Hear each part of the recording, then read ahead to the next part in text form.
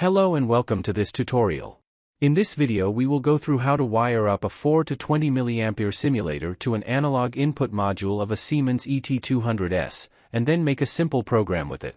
If we take a look at the front of the analog input module, we can see how we want to wire the milliampere simulator. From terminal 1 and 5 of the module will give us output signal. So I will wire one of the terminals of the simulator to terminal 1 of the analog module. And terminal 2 and 6 is the analog signal ground. So I will wire my other terminal of the simulator to terminal 2 of the module to make a current loop.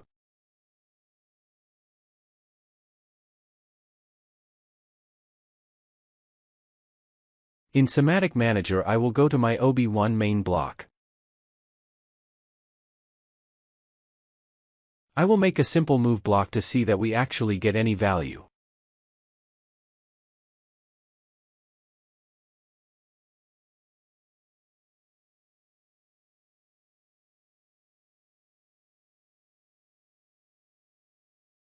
To use the input of the module we use PI then followed by W or B, depending if we want to read it as a byte or a word.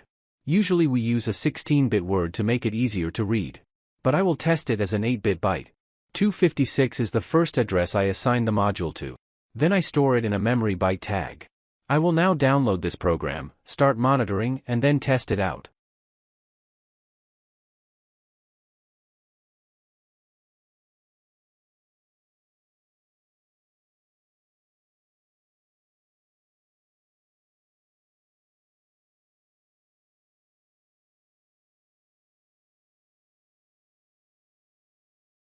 When I now change the milliamps, we can see that the memory byte value will change.